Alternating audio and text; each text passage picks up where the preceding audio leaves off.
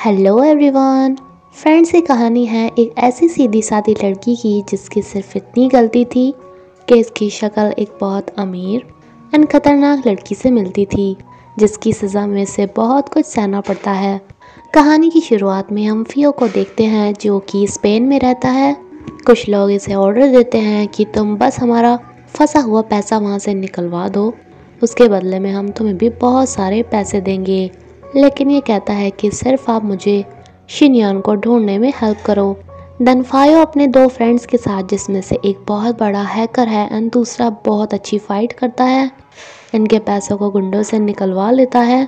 Then इसे जानकारी मिलती है कि प्रेसिडेंट जुआंग बहुत ज़्यादा बीमार हो गए हैं। उन्होंने हमें खुद जिनियान का पता भी भेज दिया है।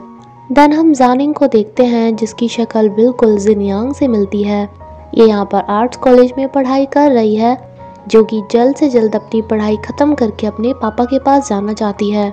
इसके पापा और इसकी बेस्ट फ्रेंड की मॉम की आपस में शादी होने वाली है। जहाँ ये बहुत ही सीधी सादी है तो दूसरी तरफ जिनियान बहुत ज़्यादा तेज।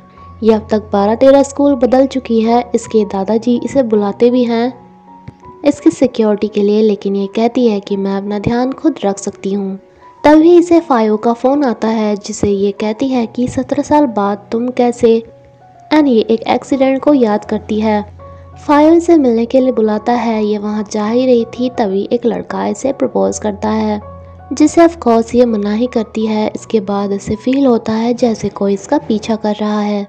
देन हम जैनिंग को देखते हैं जिससे मिलने के लिए लूफान चाइना से आया था। ये इसे जिनियान समझकर कहता है कि तुम्हारे दादाजी ने तुम्हें बुलाया है, लेकिन ये इसे बताती है कि मैं शिनयान नहीं जैनिंग हूँ। ये इसे फ़ोटो भी दिखाता है कि तुम बिल्कुल जिनियान जैसी लगती हो। ये अपनी फ्रेंड को इस बारे में बता ही रही थी कि इसकी खुद भी मुलाकात जिनियान से हो जाती है। कुछ टाइम बाद ही जो गुंडे जिनियान का पीछा कर रहे थे वो इसे जिनियान सोचकर इसे किडनैप कर लेते हैं, जिनका इसे मारने का प्लान था। लेकिन तभी जिनियान कोई लड़का जो इसके पीछे पड़ा हुआ था इसे बताता है कि अरे अभी तो तुम्हें मैंने कुछ लड़कों के साथ जाते हुए देखा था, तब तो तुमने दूसरी ड्रेस पहनी हुई थी। एने देखती है कि जिनियान को जैनिंग को कोई लेकर जा रहा था। ये इनका पीछा करती है। फायो को भी बोलती है कि पहले मुझे किसी को बचाना है तब मैं तुमसे मिलूंगी। ये गुंडों की गाड़ी में बहुत ज़ोर से टक्कर मारती है, जिससे ड्राइवर को चोट लग जाती है एंड ये जैनिंग को लेकर चल देती है। ये जैनिंग को बताती है कि वो गलती से तुम्हें उठा कर ले आए थे, सब कुछ तुम्हारे साथ मेरी वजह से हुआ है, बट आज के बाद नहीं होगा।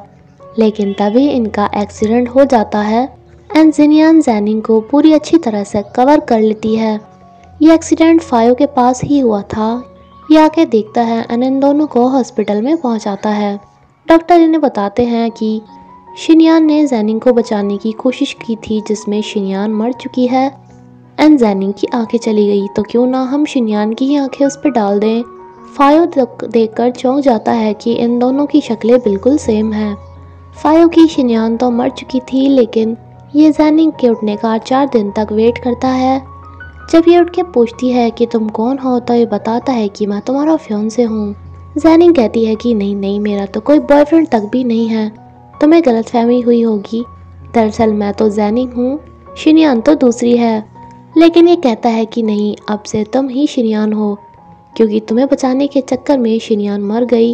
ये तुम्हारी लाइफ भी उसी की है और तुम्हारी आंखें भी सिर्फ उसी की है, इसलिए अब तुम्हें तो शिनयान बनना ही पड़ेगा, उसके अधूरे काम पूरे करने ही पड़ेंगे।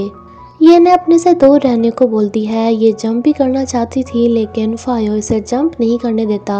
इसे कहता है कि ये ज़िंदगी तुम्हारी नहीं है, तुम्हें पता भी है तुम्हें ज़िंदा रखने के लिए कोई मर चुका है। देन जैनिंग को भी याद आता है कि शिनयान ने इसे कहा था कि तुम्हें मेरे घर जाना है एंड तुम्हें फायो से भी मिलना है, इसलिए ये इसके साथ जाने के लिए मान जाती है, शिनयान के इतने बड़े एहसान का बदला उतारने के लिए। जैनिंग को सारी कहानी बताई जाती है कि शिनयान एक बहुत अमीर फैमिली से बिलोंग करती है। जब वो छोटी थी तो उनका एक एक्सीडेंट हुआ जिसमें उसके पापा की डेथ हो चुकी थी। उसकी मॉम वहाँ से गायब हो चुकी थी। इस सब मारकाट से बचाने के लिए ही इसके दादाजी ने इसे अब्रॉड पढ़ने के लिए भेज दिया था, जहाँ पर ये अपनी आइडेंटिटी छुपा के रहती थी।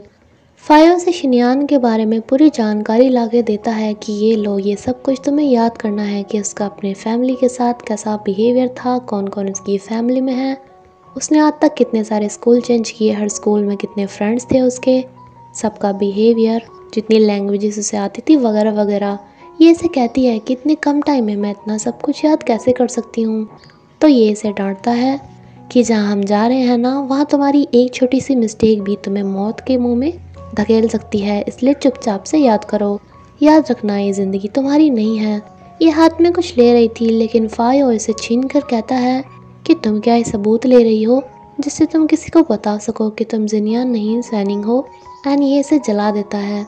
जिस पोजीशन के लिए ये सब कुछ हो रहा था, वहाँ शिनयान का एक कज़न आकर बैठ जाता है कि दादाजी तो हो गए हैं बीमार और कोई उनका वारिस है नहीं, तो अगला सीईओ तो मैं ही बनूंगा। जिसे सीईओ बनाने में किसी की भी राज़ी नहीं थी, लेकिन इन्हें फोर्सली साइन करना पड़ ही रहा था कि फायो ज़ेनिंग को लेकर यहाँ पर आ जाता है, जो इन्हें बताता है कि यह है उनकी वारिस, वो भी सबसे बड़ी जिसे सब कुछ मिलेगा। ज़ेनिंग पहले से ही काफ़ी घबराई हुई थी, लेकिन ये बंदा भी इसके सर हो जाता है कि तुम एकदम कहाँ से टपक पाई। अब तक तो दादाजी तुम्हारे बिल्कुल भी टच में नहीं थे। लेकिन घबराई हुई ज़ेनिंग को फायो संभालता है कि तुम्हें कैसे पता कि दादाजी इसके टच में नहीं थे, क्या तुम दादाजी के ऊपर नज़र रख रहे थे। नाम इसे यहाँ पर अपने घर पे जाना था, जहाँ जाते हुए इसे काफ़ी डर लग रहा था, लेकिन फायो इसे डांटते हुए लेकर चल देता है। सबसे पहले इसे एक अंकल मिलते हैं। फायो ने जिस तरीके से इसका हाथ पकड़ा हुआ था, तो ये इससे पूछते हैं कि ये लड़का कौन है। ये कुछ बोल पाती इससे पहले ही ये कहता है कि मैं इसका फियांसे हूँ। दैन एक बुरी सी आंटी आती है, वो भी इससे पूछती है कि ये लड़का कौन है। फायो से जवाब देता है कि मैं फ़ैन फैमिली से हूँ। फाइनली ये शिनयान के दादाजी से मिलती है। ये सोच ही रही थी कि यार मैं यहाँ पर क्यों आई हूँ, कहीं मैंने कोई गलत फ़ैसला तो नहीं ले लिया। लेकिन ये तभी देखती है कि शिनयान के पास इतने सारे फुटवेयर्स, कपड़े, ज्वेलरी एंड मेकअप हैं, कार की इतनी सारी चाबियाँ। बट तभी यहाँ पे खड़ूस फायो आ जाता है। ये कहती है कि मैं तो बस देख रही थी, बट फायो कहता है कि जब तक 1 साल तक तुम यहाँ पर हो तो ये सब कुछ तुम्हारा। लिन मुरफान जो शिनयान को ढूंढते हुए गया था, इसे ज़ेनिंग काफ़ी पसंद आ गई थी एंड ये सोच रहा था कि 2 लड़कियाँ एक फेस जैसी कैसे हो सकती हैं। एंड ज़ेनिंग तो मुझे दिख गई थी, लेकिन शिनयान तो मुझे कहीं मिली ही नहीं। मैं 2 हफ्ते से उसका यहाँ पे वेट कर रहा हूँ, यानी कि अब तक उसके वेट में स्पेन में ही बैठा था, जहाँ पर इसे एक लड़की मिलती है जो कि एक ज्वेलरी की कंपनी की सीईओ थी। तभी इसे पता चलता है कि तुम वहाँ पर कहाँ हो, शिनयान तो चाइना आ भी चुकी है। जब ये यहाँ पर पहुँचता है तो जिनियान को देखकर ये पहचान लेता है और इसे कहता है कि जिनियान तुम। ये भी हाँ कहती है, बट दैन कहती है कि नहीं, मैं जिनियान नहीं हूँ। ये कहता है कि जिनियान नहीं तो फिर तुम और कौन हो। तो ये बताती है कि मैं शिनयान हूँ, मैं ज़ेनिंग नहीं हूँ, तुम्हें कोई गलतफहमी हुई होगी। ये कहता है कि ठीक है, मैं वहाँ पर उसे इतने टाइम से कॉल कर रहा था, तो देखता हूँ कि तुम्हारा फ़ोन रिंग होता है या नहीं उसी नंबर से। वो फ़ोन तो इसके पास था ही नहीं, ये फंसने वाली थी। बट तभी फियो ये फ़ोन लेकर आ जाता है जिसमें रिंग बज रही थी एंड लूफान से कहता है कि हम दोनों ने आपस में फ़ोन एक्सचेंज कर लिया, तो इसका नंबर मेरे पास आ गया था। बट दैन ये ज़ेनिंग पे बहुत ज़्यादा गुस्सा होता है कि तुम इतनी बड़ी गलती कैसे कर सकती हो, अगर मैं ना आता तो। मैं कहा था ना कि एक गलती तुम्हें मौत के मुंह में पहुंचा सकती है। ये भी इससे गुस्से में कहती है कि मेरा तो ठीक है, लेकिन तुम बताओ, तुम क्यों उसके फियांसे बनने का नाटक कर रहे हो जब यहाँ पर तुम्हें कोई भी नहीं जानता। तुम उसके फियांसे हो भी या फिर सिर्फ उसकी प्रॉपर्टी हड़पने के लिए यहाँ पर आए हो। ये दोबारा से इसके पास आता है और इसी के साथ ही एपिसोड यहीं पर ही ख़त्म होता है। फ्रेंड्स प्लीज़ मुझे कमेंट करके बताना कि मुझे सीरीज़ आगे कंटिन्यू करनी है या नहीं। Thank you.